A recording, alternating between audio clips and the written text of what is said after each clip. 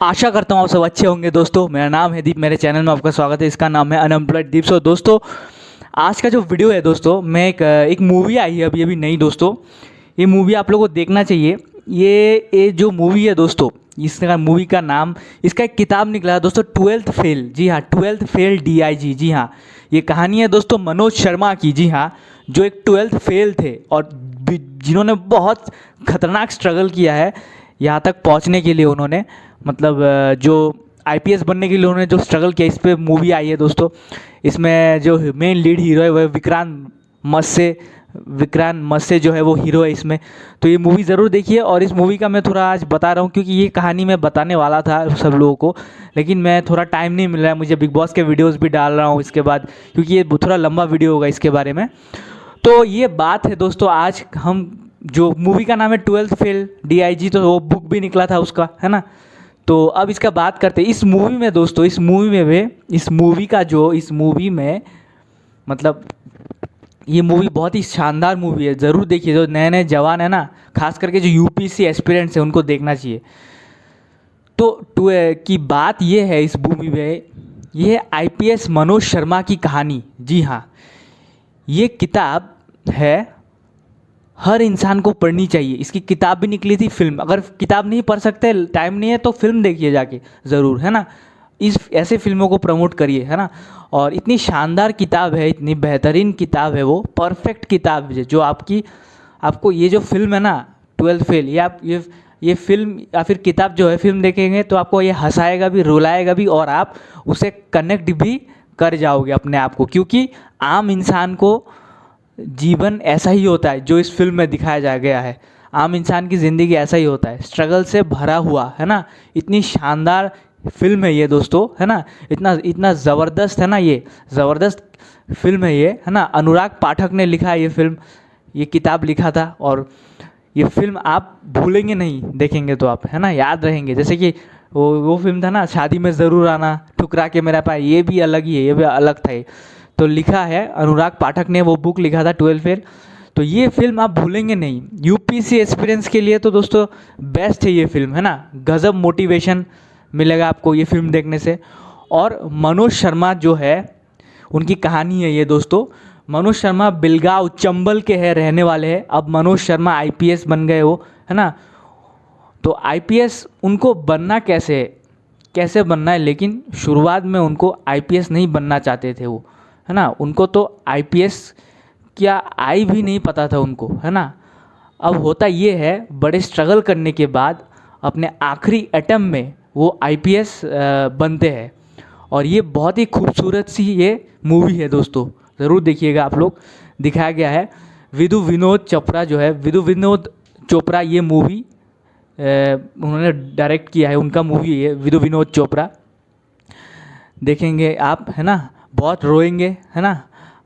तो अजीब बात ये ऐसी है कि मूवीज़ जो है ना, ये सब मूवीज़ ज़्यादा प्रमोट नहीं किया जाता। ये सब जो मूवीज़ होता है ना, ज़्यादा प्रमोट नहीं किया जाता, पर सुपर हिट होने वाली है ये फिल्म, देखिएगा ज़रूर। क्योंकि ये एक आम इंसान की ज़िंदगी है ना, आम आदमी की सिनेमा ये।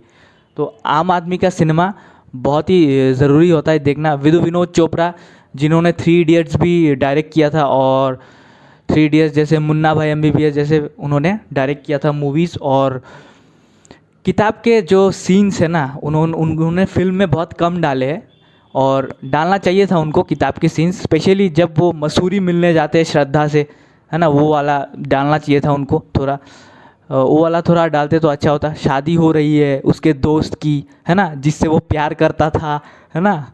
उसकी शादी हो रही है, मनोज जिससे प्यार करता था उसकी शादी हो रही है ना। और पीछे गाना बज रहा है ना, कमबख्त इश्क है जो बज रहा है गाना, कमबख्त इश्क है जो गाना बज रहा है ना। आहा, क्या सुंदर, मतलब उसका दोस्त का शादी हो रहा है और पीछे गाना बज रहा है, कमबख्त इश्क है जो, है ना। इतना शानदार मतलब डिस्क्रिप्शन है, आप हंस हंस के पागल हो जाएंगे। और UPSC के ऊपर मूवी है ये दोस्तों। जी हाँ, तो टाइम मिले तो दोस्तों मूवी ज़रूर देखिएगा, टाइम मिले तो बुक भी पढ़ लीजिएगा। मूवीज़ वैसे OTT में आ जाएंगी वो सब बाद में, है ना, तो वहाँ देख लीजिएगा।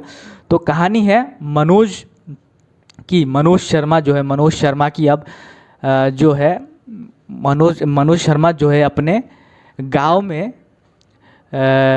रहते थे वो, है ना, बिलगांव चंबल वाला जो फैसिलिटी था उनका, वहाँ रहते थे वो। तो वहाँ कोई फैसिलिटी उनको नहीं मिलता था ज़्यादा, समझ में आ रहा है ना मैं क्या बोल रहा हूँ। उनको कोई फैसिलिटी ज़्यादा कुछ मिलता नहीं था। तो गांव के बच्चे थे वो, तो गांव में फैसिलिटी तो इतनी ज़्यादा नहीं मिलती है ना। तो क्या करें अब, गांव में वो एक कुछ आता नहीं था, कुछ नहीं पता क्या करना है ना। 12वीं किसी तरह पास किया उन्होंने, 12 पास किया किसी तरह उन्होंने, है ना, पास कर ले, एक नॉर्मल चपरासी की नौकरी कर ले, लग जाए, है ना, पियोन की नौकरी गवर्नमेंट परिवार में। बहन भाई जो है, पिताजी जो है बहुत ही अरियल थे, है ना, और बहन भाई थे वो, और पिताजी बहुत अरियल थे वो, है ना। तो दोस्तों कहानी है मनोज शर्मा की। अब मनोज शर्मा जो है अपने गांव में रहते थे वो, कोई फैसिलिटी नहीं थी शुरुआत में उनके पास, है ना, गांव में रहते थे, उनको कुछ नहीं पता क्या करना है ना। 12वीं किसी तरह उन्होंने पास की, पास कर ले एक बार, वो सोचते थे कि किसी तरह 12वीं पास कर ले, नॉर्मल चपरासी की नौकरी करेंगे, लग जाएंगे पियोन की, गवर्नमेंट जॉब की, है ना।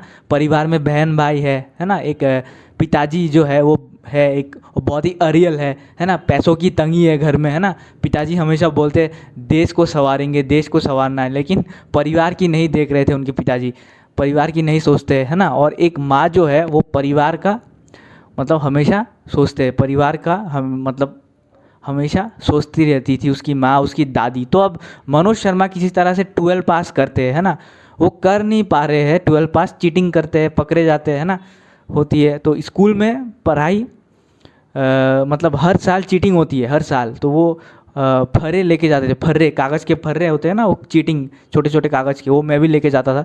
तो ये कहानी थोड़ा मुझसे मिलता जुलता है, हालांकि मैं आईपीएस नहीं बन पाया, पर ये 12 फेल वाला जो है, मैं भी 12 फेल हो चुका हूँ। तो हर साल, लेकिन एक दिन क्या हुआ, एक दिन एक डीएम आया स्कूल में, तो और चीटिंग रुकवा दी उन्होंने। तो चीटिंग रुकवा दी, मनोज को लगा वाह ये क्या है बंदा आया जो इसने आके चीटिंग रुकवा दिया, इसकी इतनी ताकत है ना, रुकवा दिया, इतना कौन बड़ा ऑफिसर है जो बहुत बड़ी बात होती है, मतलब उसको लगा था ये बहुत बड़ी बात है कि हर कोई इनका बात मान रहे है ना। मनोज जो है, मनोज शर्मा जो है वो जाते हैं उनके पास, फिर बात करते हैं, फिर उनको मतलब बोलते हैं आप क्या करते हैं, कौन है, डीएम को बोलते हैं, फिर बोलते हैं यूपीएससी के बारे में पता चलता है उनको फिर, है ना। उससे पहले एक घटना होती है, ये टेम्पो चलाते थे मनोज शर्मा जी, टेम्पो भी चलाते हैं दोस्तों, और वो टेम्पो, इनकी जो ऑटो है ना वो चलाते हैं। फिर एक दिन उनकी जो टेम्पो है वो ज़ब्त कर लिया जाता है, टेम्पो, है ना, तो इलीगली ज़ब्त कर लिया जाता है थाने में। फिर वो थाने में टेम्पो छुड़ाने जाते हैं मनोज शर्मा, फिर ये इन्हीं ऑफिसर्स के पास जाते हैं टेम्पो छुड़ाने।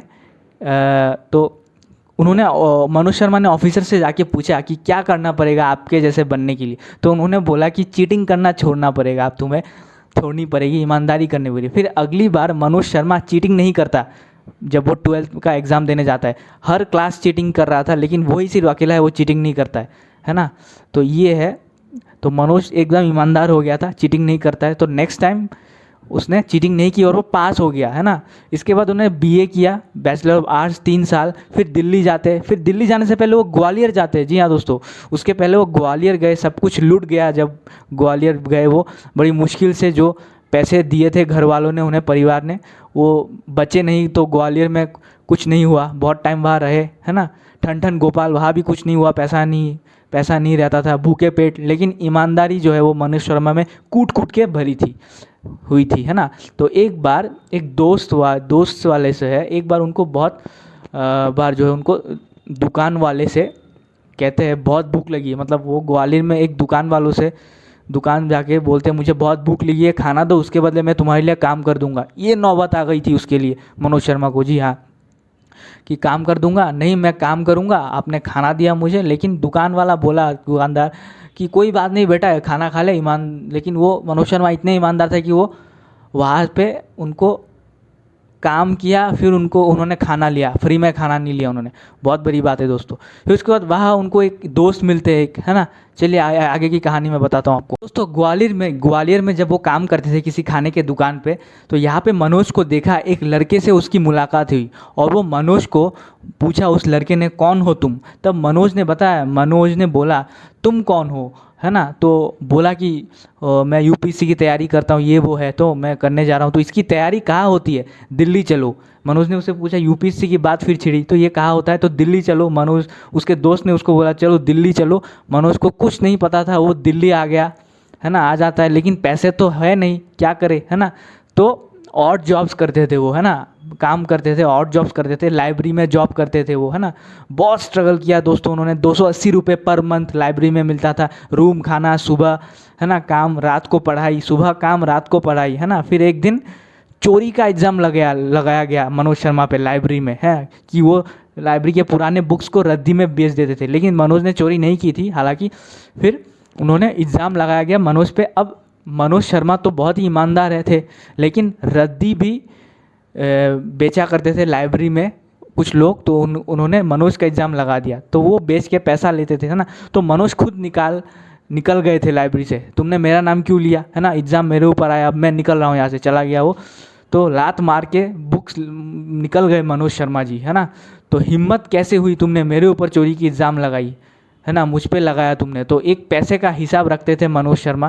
फिर आटे के चक्की में काम किया करते थे सुबह, है ना, आटे का जो चक्की होता था वहाँ काम करते थे वो सुबह, है ना। फिर शाम को पढ़ाई, 15 घंटे ये काम, फिर पढ़ाई, है ना।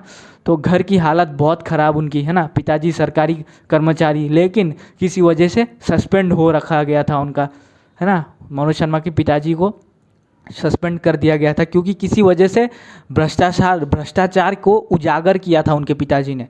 भ्रष्टाचार के खिलाफ शायद कुछ बात की थी, उजागर किया, तो कोर्ट में केस लड़ रहे उसके पिताजी। घर में भाई मजदूरी कर रहे, है ना। मूवी में बहुत बढ़िया सीन दिखाया है ना, आप रोने लगेंगे। विक्रांत मासी ने जो है, उन्होंने मनोज का रोल प्ले किया। विक्रांत मासी जो एक्टर है बहुत बड़े, वो भी। तो माँ के पास जाते हैं मनोज शर्मा गांव में, है ना, जो है ना, वो आपको देखिए, वो जब जाते हैं माँ के पास, वो सीन बहुत बढ़िया है। जब मनोज शर्मा अपने माँ के पास जाते हैं, तो माँ जो है ना दोस्तों, वो आपको कभी दुखी, मतलब वो आपको कभी दुखी नहीं देखेगी। माँ जो है अपने बेटे के सामने वो कभी अपना दुख नहीं दिखाती है, ये एक याद रखिए। वो अपना दुख जो है, अपनी दुख नहीं दिखाएगी वो, है ना। वो अपना दुखी रहेगी माँ, लेकिन आपको कभी बताएगी नहीं।